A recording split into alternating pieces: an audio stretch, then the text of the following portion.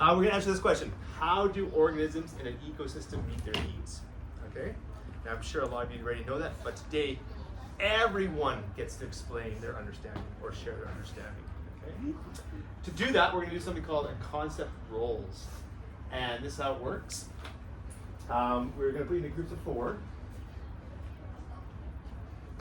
We're going to put you in groups of 4. And, there you go. Gather groups of 4. Each group member should have one of these concept cards. Needs, living and non-living things, ecosystems, and organisms. Okay, so in groups of 4, everybody has one of those cards.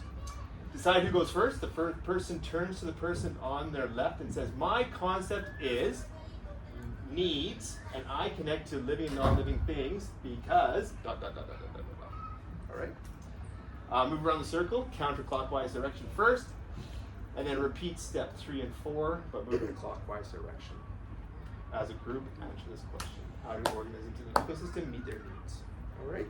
We're going to show you how that works. Okay, Ms. G, myself, and one other brave person who really knows the last unit, Ms. G. I've got 3 concepts here: natural disaster, impacts, and preparation. Yay! Excellent.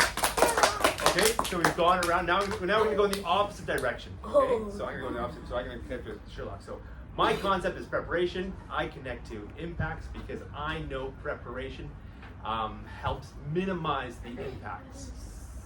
You guys switched cards. Thank you. My concept is impacts. I connect to natural disaster because. Can I say like the natural disaster has You can say whatever you think. Yep, it's okay. Because like the natural disaster has a lot of impacts on people. Sure. Yeah. Thank you. My concept is natural disaster, and I connect to preparation because I know that people and communities prepare in different ways for the natural disasters. Do you understand the strategy and how that works now? So you go clockwise first, and then you repeat this process going counterclockwise, okay? Using your concept. Any questions about the strategy? No? Everyone understands? Okay. Oh, thank you, Sherlock. When you get your card, Ms. G, Sherlock, and I sat in a row, but I'm going to really stress the importance of moving your desks, or so moving your chairs, and you can be anywhere in the room. You need 4 chairs, but make sure you're in a full circle, so the other chair would sit right there. Okay, that's really important. No tables in between you. You need to be sitting together like this. Once you've done that, okay, when you finish that, come to me, and I'm going to give you one of these sheets here.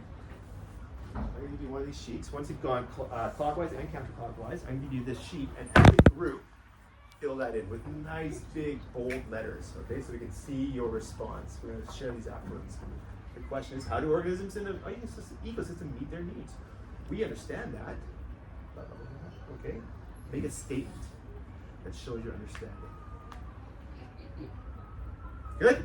Yeah. Perfect. Okay, let's do it. Ecosystem connects to organisms because a lot of organisms live in the ecosystem and survive there.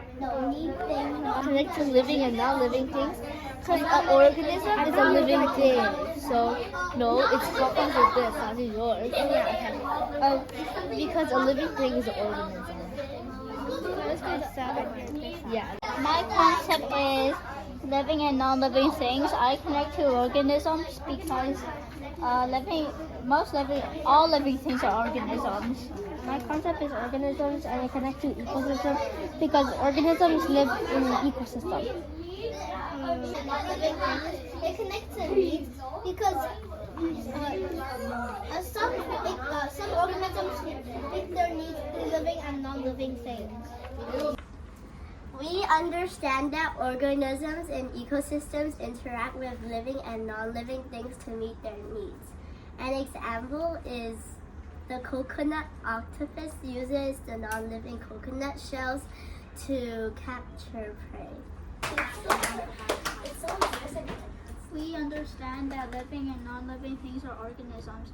They go to/grow in ecosystems because ecosystems can provide what they need, such as the beaver in the wetlands, and they can look for the stuff under the tree bark to eat. Very. How do organisms in the ecosystem meet their needs? We understand that organisms in the ecosystem meet their needs by relying on living and non-living things such as plants, water, and meat.